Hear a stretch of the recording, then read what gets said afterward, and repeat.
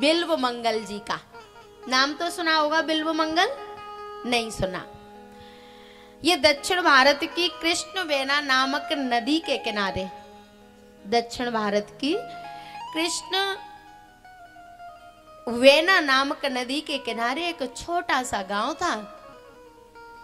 और ये चरित्र ऐसा है, इसको थोड़ा दिल थाम के सुनना, नहीं तो दिल इधर उधर खिसक सकता है साहब। अपनी जगह छोड़ के इधर उधर हो सकता है, थाम के बैठना। एक गांव था कृष्ण वेना नाम की नदी के किनारे। उसमें ब्राह्मण वंश में श्री बिल्व मंगल जी का जन्म हुआ। पिता के एक ही संतान थी, लाड़ प्यार में पले बड़े हुए। एक बार कोई नदी के उस पार कोई आयोजन था, तो उस आयोजन में ये गए और उस आयोजन में एक गणिका आई। चिंतामणि नाम की एक गणिका उस आयोजन में आई नृत्य करने के लिए। और इन्होंने जब उस गणिका को देखा, ये भी सुंदर थे, ब्राह्मण कुल में पैदा हुए थे, दोनों को एक दूसरे से अनन्य प्रेम हो गया। बिल्व मंगल जी को एक गणिका से प्रेम हो गया और प्रेम ऐसा हुआ कि फिर एक दूसरे के बिना रहना मुश्किल हो गया। क्योंकि कामातुराणां न भयं न लज्जा, रामातुराणां न भयं न लज्जा। जो कामी होता है ना, उसे भी कोई शर्म हया नहीं रहती, उसे भी कोई लाज शर्म नहीं होती। जो कामी होता है उसे ना तो माँ बाप की इज्जत दिखाई देती है, ना कुल खानदान की, ना ये समझ रहती है कि मैं किस खानदान में पैदा हुआ हूं। कामातुराणाम न भयम न लज्जा। और गीता जी में भगवान ने कहा है, ईश्वरः सर्वभूतानां हृदय से अर्जुन तिष्ठति। भगवान ने कहा है, अर्जुन, जो मनुष्य का हृदय है ना, वो मेरा स्थान है। मैं प्रत्येक जीव के हृदय में वास करता हूं। लेकिन इन्होंने भगवान के स्थान पर, भगवान के मंदिर पर किसको पूजना शुरू कर दिया था? गणिका को। इतना प्रेम करते थे चिंतामणि से। और स्वयं भगवान ने भी भागवत जी में कहा है, अहम सर्वेषु भूतेषु भूतात्मावस्थितः सदा तमवज्ञाय मामर्त्यः कुरुते अर्चा विडम्बनम्। भगवान ने, कपिल भगवान ने देवहूति मैया से कहा, बोले मां, मैं प्रत्येक जीव के अंदर आत्मा रूप में रहता हूं। अहम सर्वेषु भूतेषु भूतात्मा वस्थितः सदा। प्रत्येक जीव के अंदर आत्मा रूप में रहता हूं। लेकिन जो मेरा मंदिर है, जहां मैं रहता हूं, उसका तो लोग अपमान करते हैं, उससे ईर्ष्या करते हैं, द्वेष करते हैं, शत्रुता करते हैं और मंदिरों में जाके मुझे ढूंढते हैं। उनको मैं 7 जन्म में भी मिलने वाला नहीं हूं, 7 जन्म में नहीं मिलूंगा। कबीरदास जी ने कहा था ना, पाथर पूजे हर मिले तो मैं पूजूं पहाड़। हाँ, वैसे तो भगवान कण कण में है, लेकिन जब तक यहाँ बैठे भगवान से परिचय नहीं होगा, तब तक वो बाहर मिलने वाला नहीं है। और जब इससे परिचय हो जाएगा तो वो सब जगह दिखाई देगा। जैसे कल नामदेव जी गए थे ना, जहां उन संत के चरण रखते वहीं शंकर भगवान प्रकट हो जाते। तो जहां भगवान का मंदिर है वहां पर बिल्व मंगल जी ने एक गणिका को स्थापित कर लिया, एक गणिका की आराधना करना शुरू कर दिया। और तुलसी बाबा ने एक बात कही है, मम हृदय भवन प्रभु तोरा, जहाँ आई बसे बहु चोरा। आई बसे बहु चोरा। मम हृदय भवन प्रभु तोरा, जहाँ आई बसे बहु चोरा। जहाँ आई बसे बहु चोरा।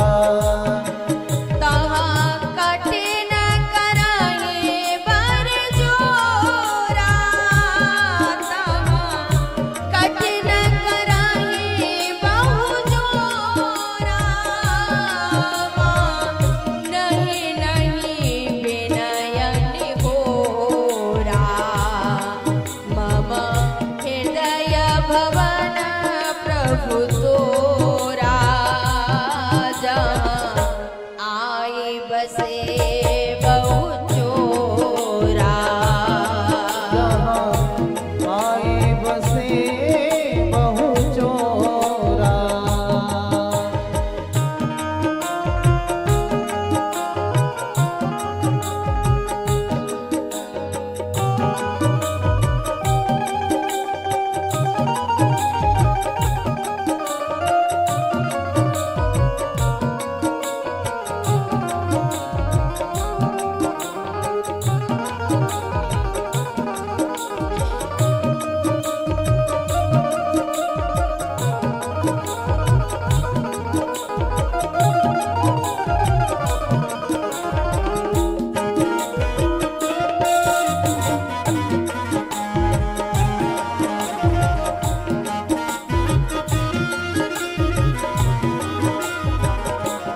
तुलसी बाबा कह रहे हैं, भगवान तेरे घर में, तेरे मंदिर में दूसरों ने आके कब्जा कर लिया है, चोरों ने आके कब्जा कर लिया है। इन चोरों के नाम क्या हैं?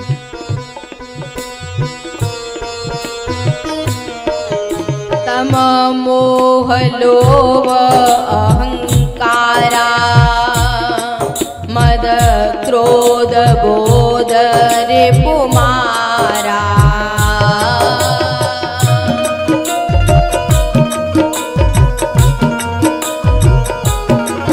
अते करहि उपद्रव नाथा, मर नहीं मोहि जाने अनाथा।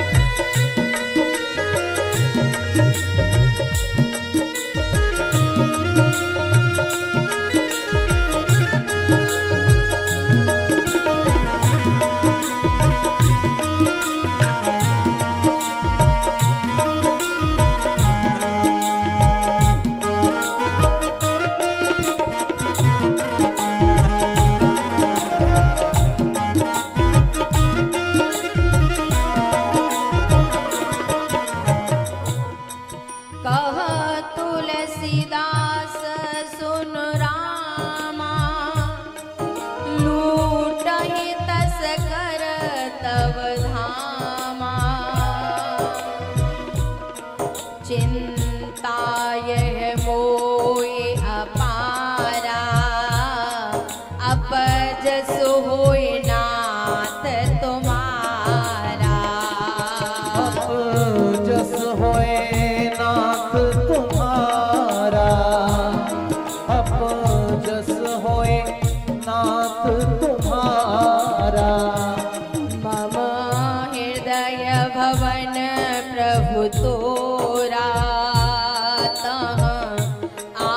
बसे बहु चोरा। कहाँ आए बसे बहु चोरा, कहाँ आए बसे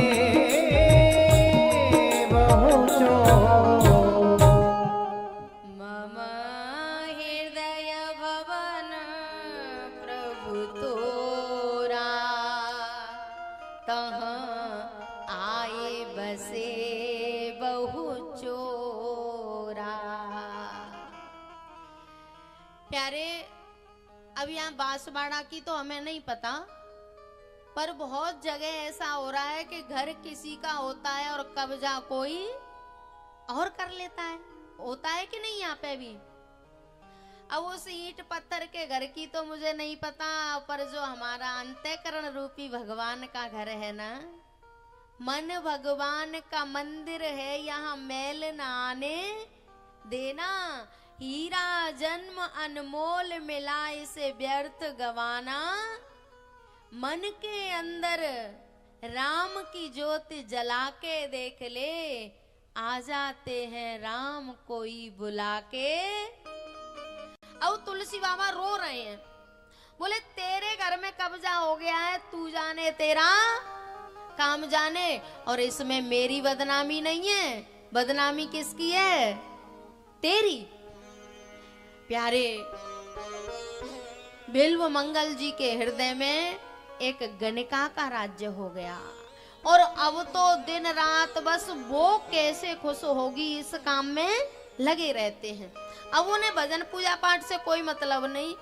और अति तो तब हो गई, अति तो तब हो गई, अपनी पत्नी को छोड़ के, अपने माँ बाप को छोड़ के, और उसी गणिका के घर में रहने लगे। अब जिसका इकलौता बेटा हो, वो भी ब्राह्मण कुल का हो, और किसी गणिका के साथ रहे तो उसके बूढ़े बड़ों की क्या हालत होगी। तनाव के मारे इनके पिता की मृत्यु हो गई, और जब पिता की मृत्यु हो गई ना, तो 13 दिन बाद श्राद्ध करते हैं ना, कहीं 13 भी कहते हैं, कहीं आत्म शांति के लिए श्राद्ध कहते हैं। अब श्राद्ध करना था, लेकिन बाप के श्राद्ध में बेटा तो गणिका के घर रहता है, कौन करे। सब लोगों ने विचार किया कि बिल्व मंगल को बुला लाओ, लेकिन किसी की हिम्मत नहीं पड़ रही, हम ब्राह्मण होके गणिका के घर कैसे जाएं।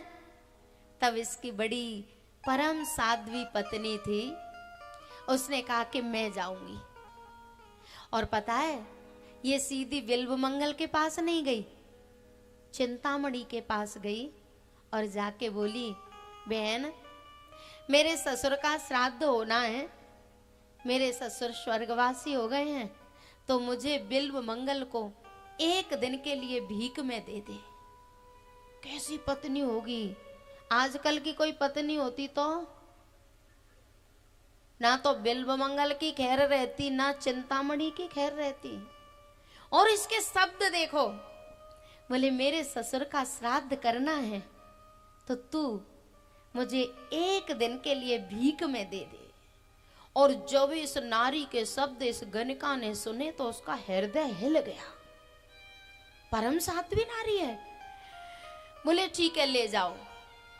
बिल्व मंगल आए और पिता का श्राद्ध किया, और जैसे ही शाम हुई तो इनको अपने चिंतामणि की याद आई। श्राद्ध दिन में हो गया और शांति, बिल्कुल शांति। तो श्राद्ध करके और शाम को चिंतामणि की याद आई। अब जब याद आई तो ये तो छटपटाने लगे, बोले मुझे तो जाना है, पर शाम हो गई है और वो कृष्ण वेना नदी उफान पे थी, ऊपर तक बह रही थी। अब सोचने लगे अब क्या करूं। और जैसे ही खड़े होके भागे तो इनकी पत्नी इनके साथ चली। नदी के तट पर पहुंच के सोचने लगे कि मैं चिंतामणि के विरह में भी मर रहा हूं, और अगर मैं नदी में उतर गया तो भी मैं मरूंगा, तो उसके विरह में मरने से तो अच्छा है कि मैं प्रयास करता हुआ मर जाऊं, या तो उसके पास पहुंच जाऊंगा या फिर मर जाऊंगा। बिल्वमंगल जी नदी में कूद गए और जब इनकी पत्नी ने देखा तो वो भी पीछे से नदी में कूद गई। उसे लगा कि अब बचेंगे तो है नहीं, सती नारी थी। एक आध घंटा इन्होंने उस नदी में पार होने का प्रयास किया और ये तो मरे नहीं, पर इनकी पत्नी का शरीर छूट गया। और जब कोई मर जाता है तो उसका मृतक शरीर पानी पे तैरता है। कितनी पतिव्रता नारी थी कि ये जब तैरते तैरते थक गए और इनको लगा कि अब मैं बचने वाला नहीं हूं। इधर भगवान ने देखा कि ये इतना प्रेमी आदमी है, ये तो मेरे बड़े काम का है और ऐसे प्रेमियों से तो मैं बहुत प्रेम करता हूं। इनकी पत्नी का जो शव था ना, तैर के जा रहा था, भगवान ने उसे इनके पास पहुंचा दिया और उस पत्नी के शव से सहारे सहारे किनारे पे पहुंच गए। पता है, हमें लगता है कि हम भगवान की तरफ जा रहे हैं, हम भगवान की भक्ति कर रहे हैं। जब तक भगवान हमारा चुनाव नहीं करेगा तब तक हम उसकी तरफ चल ही नहीं सकते। हम सबको भगवान ने चुना है, हम सब पे भगवान की बहुत कृपा है। और श्रुति कह रही है, यमई वेश वृणुते तेन लभ्यः। ओहो, भगवान जिसका वर्ण कर लेते हैं, भगवान जिसको चुन लेते हैं, वो ही भगवान की तरफ चलता है, वो ही भगवान को प्राप्त कर पाता है। और हमें क्या लगता है कि हम भगवान की तरफ चल रहे हैं। ये बात वाल्मीकि जी ने कही थी। जब राम जी चित्रकूट पे पहुंचने से पहले वाल्मीकि जी से मिले हैं, तब वाल्मीकि जी ने कहा था, राम जी ने कहा कि हमें रहने का कोई स्थान बता दो। वाल्मीकि जी ने कहा, रहने का स्थान क्यों ढूंढ रहे हो? बोले, अयोध्या से निकाल दिया है, अब स्थान नहीं ढूंढे तो क्या ढूंढे? भाई, अयोध्या से निकाल दिया है तो अब रहने का स्थान ही ढूंढना पड़ेगा। तब वाल्मीकि जी ने कहा, जग पे कन तुम देखन हारे,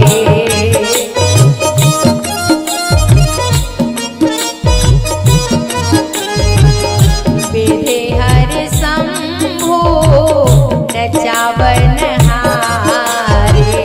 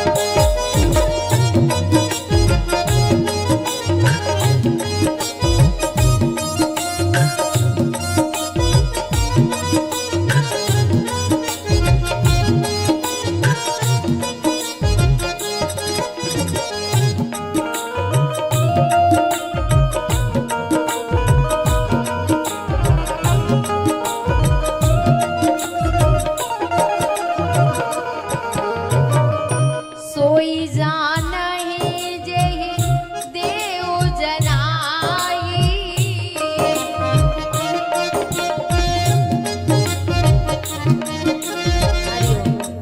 एक बात बताओ, आप राम जी को जानते हो कि नहीं? जानते हैं ना? सभी जानते हैं कि नहीं? प्यारे, गीता में भगवान ने अर्जुन से कहा, अर्जुन मुझे देख। अर्जुन ने कहा कि बचपन से देख रहा हूं। आप मेरे मामा के बेटा हो, मेरी मामी के बेटा हो, मैं बचपन से देख रहा हूं, आपके सारे कारनामे मुझे पता है। बोले तू अभी इस शरीर को देख रहा है, मुझे नहीं देख रहा। बोले मैं तुझे दिव्य दृष्टि देता हूं, दिव्यम ददामि ते चक्षु पश्य मे योगेश्वरम। बोले ये शरीर मत देख, ये संबंध मत देख कि तुम मेरे मामा के हो के फूफा के हो, मुझे स्वरूप से देख। ऐसे ही हम राम को जानते हैं, पर हम राम को जानते ही नहीं है। और हम नहीं कह रहे, हम तो ये जानते हैं राम दशरथ के यहाँ पैदा हुए, सीता जी का हरण हो गया, रावण को मार दिया, ऐसे जानते हैं। लेकिन तत्व से राम तक हम पहुंचे ही नहीं हैं। वाल्मीकि जी ने कहा, बात चल रही है ना, परमात्मा जिसका वर्ण कर लेता है वही परमात्मा को प्राप्त कर पाता है। हम सबका वर्ण किया है, लेकिन अभी हमने प्राप्त नहीं किया है। और वैसे वो हमारे अंदर बैठा है, वो सदैव प्राप्य है, लेकिन फिर भी अप्राप्त है। प्राप्त होते भी अप्राप्त है। जैसे ये माताएं कभी कभी कहीं जाना होता है ना, तो ढूंढती है मेरी चैन कहाँ है, मेरी चैन कहाँ है। पूरे घर में ढिढोरा, और इनको लगता है कि चैन तो कहीं खो गई, तो फिर जाना भी अच्छा नहीं लगता। तब बहू कहती है, मम्मी तुम्हारे गले में तो चैन पड़ी है। तब कहती है, अरे मैंने पूरे घर में ढूंढ लिया पर चैन गले में पड़ी है। ऐसे ही हम राम को सब जगह ढूंढते फिर रहे हैं, और राम तो नित्य प्राप्त है, और जितना राम प्राप्त है उतना तो कोई प्राप्त है ही नहीं।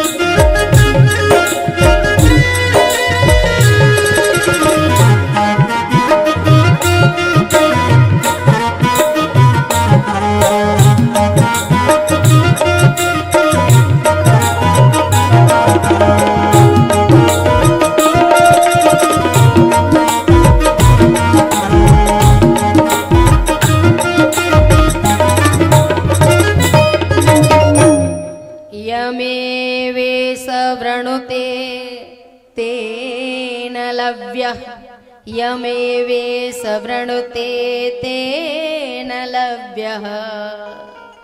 परमात्मा जिसका वर्ण कर लेता है ना, वही परमात्मा को प्राप्त कर पाता है।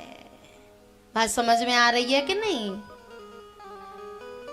जिसको परमात्मा चुन लेता है वही परमात्मा की तरफ चलता है। तो अपनी पत्नी के सब के सहारे ही भगवान ने देखा कि ये तो इतना प्रेमी है, ये तो मेरे बड़े काम का है, तो इसकी पत्नी के सब के सहारे से ही इसको किनारे लगा दिया। और जैसे ही ये चिंतामणि के घर पहुंचे तो आधी रात हो चुकी थी। चिंतामणि दरवाजे बंद करके सो गई। इन्होंने देखा कि अब चढ़ूं कैसे, तो जैसे तैसे और ये छत पे चढ़ गए, क्योंकि दरवाजे तो खुले नहीं थे। छत पे चढ़ गए और अब छत पे से उतरने का रास्ता नहीं मिले, क्योंकि सारे दरवाजे बंद थे। इन्होंने क्या किया, सबसे ऊपर छत पे चढ़ के और जो नाली का गड्ढा होता है ना, नाली का गड्ढा, उसमें कूदे। उसमें क्यों कूदे कि इसमें चोट तो भी नहीं लगेगी। और व्याकुलता इतनी थी चिंतामणि से मिलने की कि इन्हें मरना जीना कुछ दिखाई दे ही नहीं रहा था। कामातुराणाम न भयम न लज्जा, ये लग रहा था कि कब मैं चिंतामणि से मिल लूं। भैया जैसे ये छत पे से उस नाली के गड्ढे में कूदे, नावदान में कूदे, तो चिंतामणि की आंख खुल गई। उसने दीपक जला के देखा कि इतनी रात में कौन कूदा है। देखे तो कीचड़ में लथपथ बिल्व मंगल जी खड़े थे। अब तो चिंतामणि को बड़ा गुस्सा आया। उसने कहा, तुम इतनी रात को ऐसे छत पे से कूद के आए हो, दरवाजा खटखटा देते। बोले मैंने लाज के मारे दरवाजा नहीं खटखटाया कि लोग क्या सोचेंगे। चिंतामणि ने कहा, तुझे लाज है? लाज तो तू कब की बेच खा बेटा, तुझे काहे की लाज? तेरी पत्नी ने तुझे रोका नहीं? इन्होंने कहा, अरे वो कौन होती है मुझे रोकने वाली, और आपके सामने वो क्या है। अब तो इसको बोलने का मौका मिल गया। बोले जिसके लिए तू कह रहा है ना कि वो कौन होती है रोकने वाली, वो क्या है, सही बात तो ये है कि मैं उसके चरणों की धूल भी नहीं हूं। वो इतनी पतिव्रता नारी, सती सावित्री, और मैं उल्टा चरित्रहीन, और तू मुझसे कह रहा है कि वो तुम्हारे सामने क्या है। अरे तूने इस हाड़ मांस के शरीर में ऐसा मुंह लगाया है कि अब तुझे परमात्मा की भी याद नहीं रही है। तू एक रात नहीं काट पाया मेरे बिना। और नश्वर वस्तु से यदि मोह होता है तो उसका लोक और परलोक दोनों बिगड़ जाते हैं। बोले इस हाड़ मांस के शरीर में इतना प्रेम, और मुझे तेरी नहीं पता, लेकिन मुझे तुझसे इतनी नफरत हो गई है कि मैं कल सुबह ही परमात्मा का भजन करना प्रारंभ कर रही हूं, और तेरी तू जाने। ऐसा काहे का प्रेम कि एक रात नहीं कटी तेरे पे? तू अपनी पत्नी के पास एक रात नहीं रुक पाया। बहुत बुरी तरह बिगड़ गई। और सुबह होते ही दोनों वृंदावन में पहुंच गए।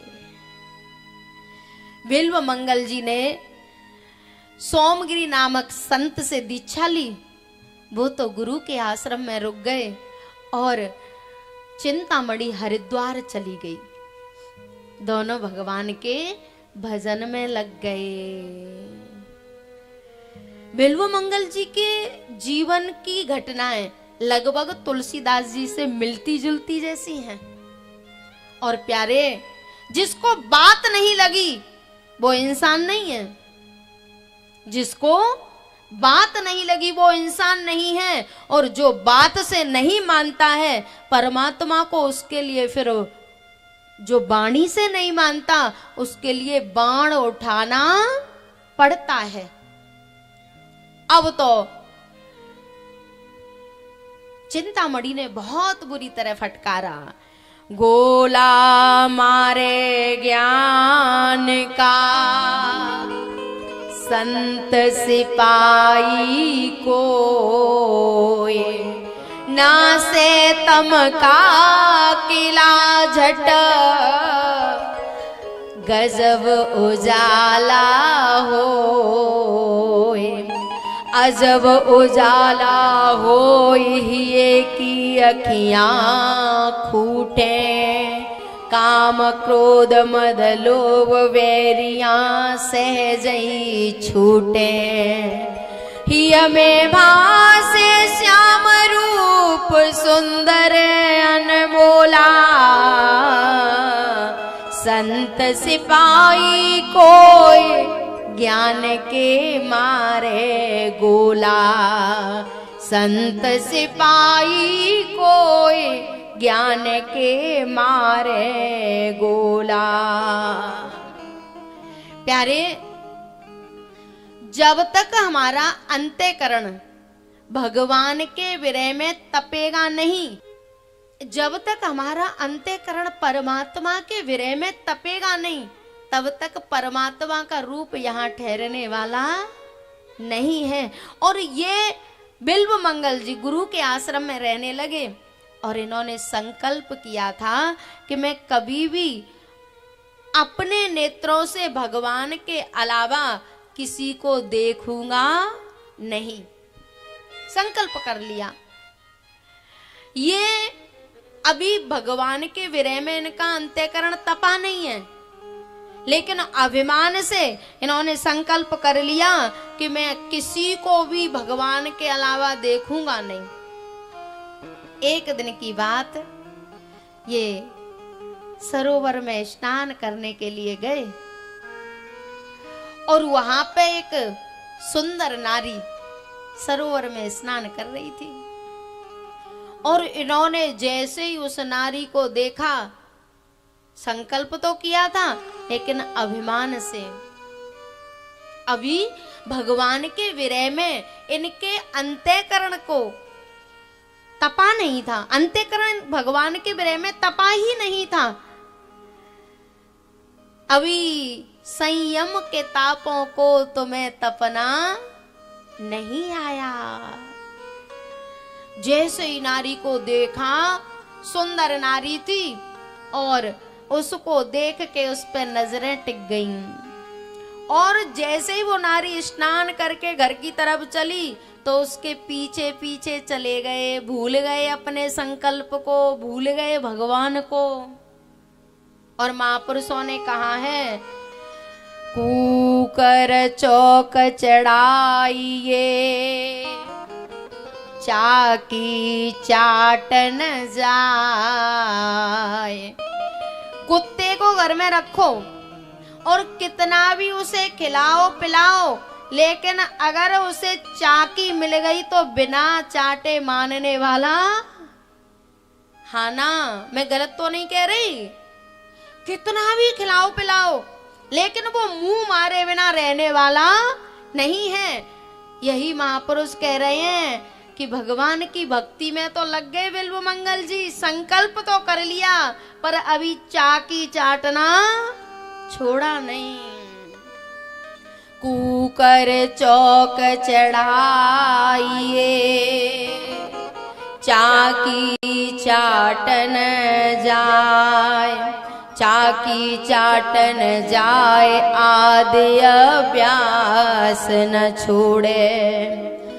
बरजत वेद पुराण विषय पकरत हड़े हाड़े, बच्च पयोधर पान कहोते ही कौन सिखावे।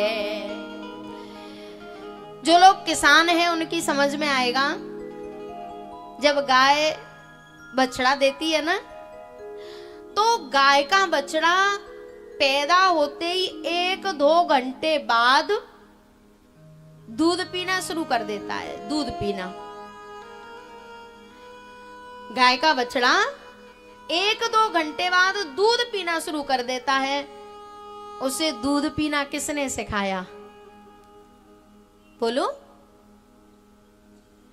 पूर्व संस्कारों के कारण, पूर्व संस्कारों के कारण उसे पता है कि जब स्तन मुंह में आएगा तो जीभ में अंटा लगा के ऐसे दूध को पीना है।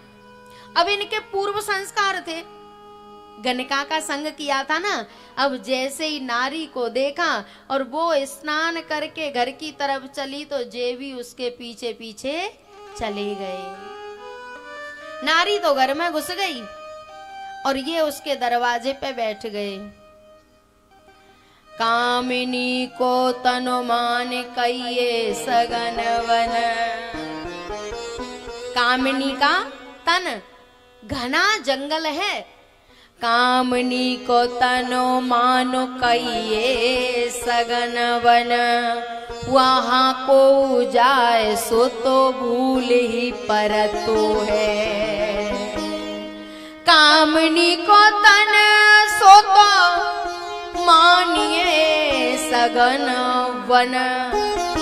वहां को जाए सो तो भूल ही परतो है। महाराज उस नारी के पीछे पीछे उसके घर तक चले गए। नारी तो घर में घुस गई और वो दरवाजे पे बैठे हैं कि कभी तो निकलेगी। उस नारी का पति आया और उसने देखा कि संत, अच्छा ये भी भूल गए कि मैंने संत वेश पहन लिया है, मेरा विषयों से वैराग्य हो गया है, मैंने सारे वासनाओं को छोड़ दिया, ये भी भूल गए पूर्व संस्कार के कारण। अब जैसे उस नारी के पति ने देखा वो आभार से भर गया। तीर्थी कुर्वंत तीर्थानी, क्योंकि संत तीर्थों को भी पवित्र करते हैं, संत तीर्थों को भी पवित्र करते हैं। बालापन से हरे भजे जग सो रहत उदास। तीरथ हुआ सा करे कब आवे हरिदास। जैसे उसके पति ने आके देखा, ओहो संत दरवाजे पे खड़े हैं, अपनी पत्नी से जाके कहा, बोले क्यों संत दरवाजे पे खड़े हैं, तुमने भिक्षा दे के उनको संतुष्ट नहीं किया? नारी ने कहा कि जो कोई संत नहीं है, ढोंगी है। बोले क्यों? बोले मैं स्नान कर रही थी, वहां देख रहा था और मैं जब स्नान करके आई हूं तो मेरे पीछे पीछे आया है, अब दरवाजे पे बैठ गया है। पति ने कहा कि वो तेरे रूप का भिखारी है, तेरे रूप का भिखारी है, वो तेरे ऊपर आकर्षित हुआ है। एक काम कर, तू 16 श्रृंगार करके, मेरा आदेश है, तू संत की सेवा में जा। कैसा व्यक्ति रहा होगा, उसकी संत वेश में कैसी निष्ठा रही होगी। बोले 16 श्रृंगार करके संत की सेवा में जा, ये मेरा आदेश है। पत्नी ने कहा ठीक है। पत्नी भी साध्वी थी, वो 16 श्रृंगार करके जहां संत का आसन लगाया था वहां पहुंची। और जैसे ही बिल्व मंगल जी ने इस नारी को देखा तो इन्हें याद आया कि मैंने तो संकल्प किया था कि इन आंखों से किसी को देखूंगा नहीं, मैंने तो संत वेश ले लिया था, इन विषयों से भोगों से वैराग्य ले लिया था, और ये मैं फिर दोबारा इन्हीं में आ गया। जैसे ही वो नारी आई, इन्होंने देखा और कहा, देवी मुझे 2 सुई ला दो। उसने सोचा कि इनको कुछ काम होगा, 2 सुई ला के दी तो इन्होंने दोनों हाथों में एक एक सुई लेके अपनी दोनों आंखें फोड़ ली। जब इन्होंने आंखें फोड़ी तो वो नारी चिल्ला पड़ी, अपने पति के पास गई भयभीत होके, बोले स्वामी उन्होंने तो अपनी आंखें फोड़ ली। इसका पति बड़ा दुखी हुआ, हा हमसे संत अपराध हो गया, स्वामी जी आपने ये क्या किया? तब बिल्व मंगल ने कहा, बोले असली साधु मैं नहीं हूं, असली साधु तू है। तेरी संत वेश में इतनी निष्ठा, इतना समर्पण, कि मेरी दृष्टि तेरी पत्नी की तरफ गलत थी, फिर भी तूने अपनी पत्नी को मेरी सेवा में भेज दिया। संत तो तू है, मैं संत नहीं हूं। प्यारे, भगवान ने कहा है कि मेरा कोई भक्त अगर कोई गलत काम भी करता है ना, तो मैं उसे क्षमा कर देता हूं, लेकिन उसे क्षमा नहीं करता जो मेरे संतों में दोष दृष्टि करता है। विपर्याचारकारी च मद्भक्त सर्वदा शुचिः। विपरीत अधर्म का कार्य करते हुए भी मेरा संत, मेरा साधु हमेशा पवित्र रहता है। तद्दोषं दर्शनम प्रोचुस ते वै निरयगामिनः। उस व्यक्ति ने कहा, बोले भगवान ने स्वयं कहा है कि मेरा साधु कोई गलत काम भी कर रहा है तो भी मैं उसे क्षमा कर देता हूं, क्योंकि मेरे समर्पित है और वो मुझे ही समर्पित करके सारे काम करता है। लेकिन जो संतों में दोष दृष्टि करते हैं उनको मैं कभी क्षमा नहीं करता। और तूने मेरे अंदर कोई दोष दृष्टि नहीं की, साधु तो तू है।